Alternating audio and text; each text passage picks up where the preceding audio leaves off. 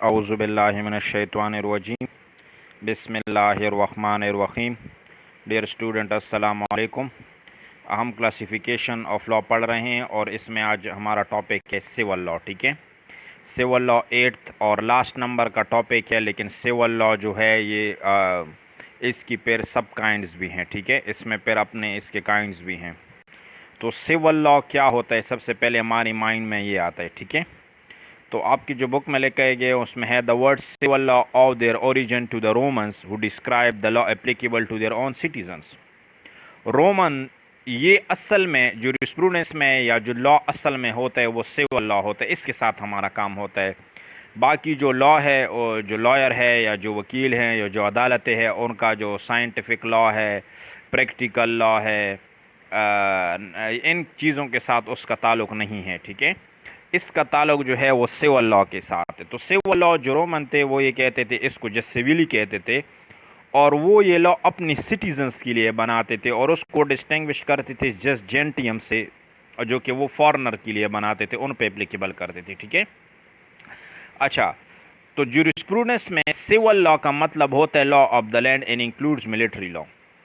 अच्छा, सबसे पहले मैं आपको बताऊं कि जो वकील होते हैं वो दो तरह के, आप लोगों ने सुना होगा कि एक सिविल केस होता है और एक क्रिमिनल केस होता है। ठीक है, सिविल केस क्या होता है? सिविल केस में जिस तरह निकाह, मेहर, तलाक, बच्चों की कस्टडी, प्रॉपर्टी, ऑफिस, कोई भी इस तरह का मैटर हो जिसमें सज़ा नहीं होती वो और इन्फोर्समेंट ऑफ सिविल राइट होता है, तो उसमें क्या होता है, उसको हम लॉयर या वकील जो है इसको सिविल वो कहते हैं, सिविल लॉ कहते हैं। ठीक है, सिविल केस उसे कहते हैं।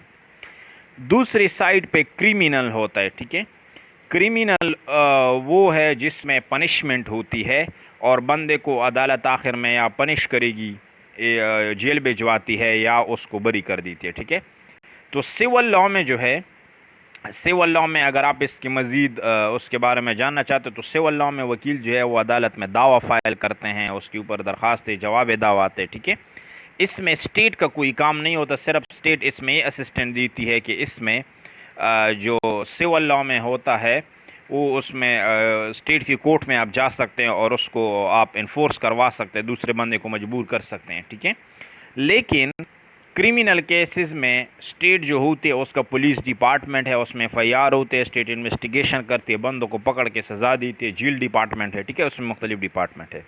लेकिन एक बात इधर पे आप याद रखें कि जब जूरिस्प्रूडेंस में हम सिविल लॉ का वर्ड यूज़ करते हैं तो उसमें लॉ ऑफ द लैंड है। लॉ ऑफ द लैंड से मुराद चाहे आपकी क्रिमिनल कवानीन हो, फौजी कवानीन हो, कैंट के कवानीन हो, कंपनी लॉ हो, जो भी कवानीन है वो क्या है, वो सिविल लॉ है। इस इधर पे इस सिविल लॉ से मुराद लॉ ऑफ द लैंड है। इस सिविल या क्रिमिनल में फ़र्क नहीं किया गया, बल्कि कहा गया कि उस मुल्क में जितनी भी कवानीन उस वक्त लागू होते हैं जिसको कोर्ट इन्फोर्स करती है उसको क्या कहा जाता है, सिविल लॉ कहा जाता है। ठीक है, तो in jurisprudence civil law means the law of the land and includes military law as are enforced by courts. ठीक है, इसमें मिलिट्री लॉ शामिल है।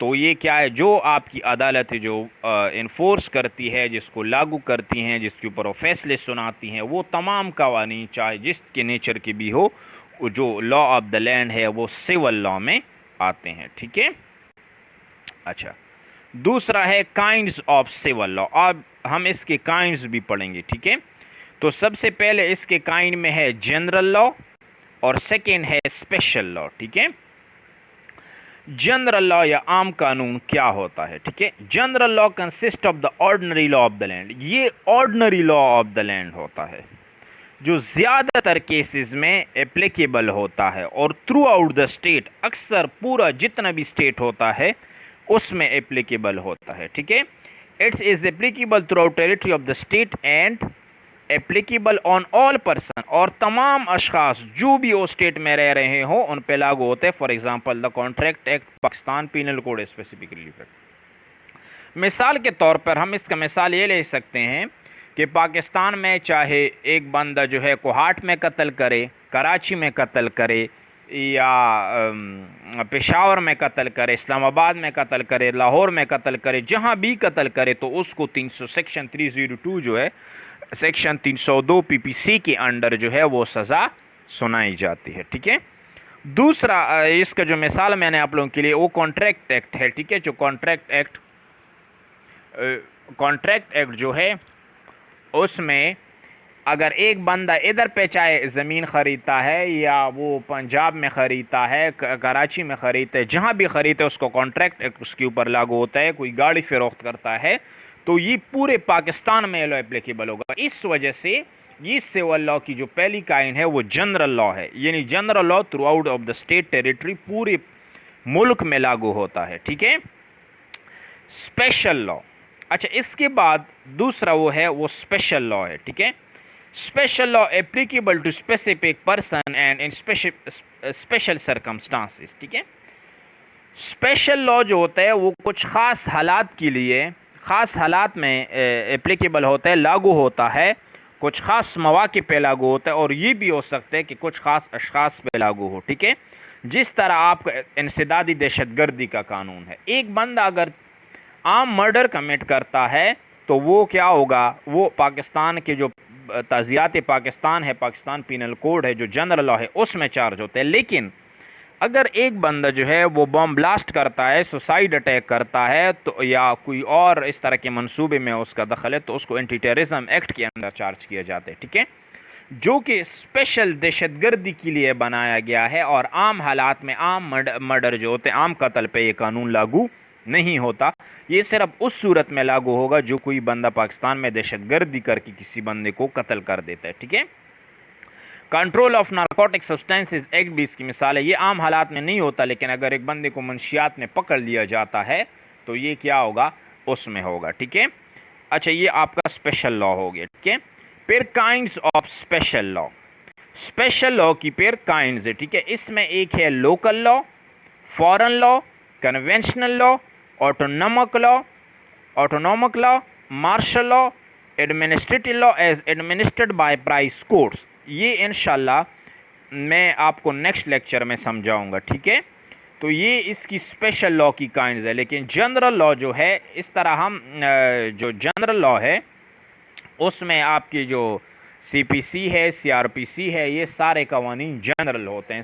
ज़्यादातर केसेस में अदालत इन पे अमल करती है, सिवाय इसकी कोई ख़ास केस हो। मिसाल के तौर पर इनसे दहशतगर्दी, मंशियात और इस तरह के केसेस जो होते हैं, इन फिर इनके अपने कवानीन हैं और इस पे अमल किया जाता है। ठीक है। Okay, thank you so much. अच्छा, अब लास्ट में मैं आप लोगों से एक क्वेश्चन करता हूँ। जो कोई भी ये लेक्चर सुनेगा, जो मेरे स्टूडेंट्स हैं, उनसे मेरा क्वेश्चन ये है कि पाकिस्तान कॉन्स्टिट्यूशन का कौन सा आर्टिकल है जो कि ये कहता है कि उर्दू जो है वो पाकिस्तान की कौमी ज़बान होगी। कौन से आर्टिकल में पाकिस्तान कॉन्स्टिट्यूशन, पाकिस्तान आइन के कौन से आर्टिकल में लिखा हुआ है कि उर्दू जो है वो पाकिस्तान की कौमी ज़बान होगी। Okay, thank you so much. अल्लाह हाफ़िज़।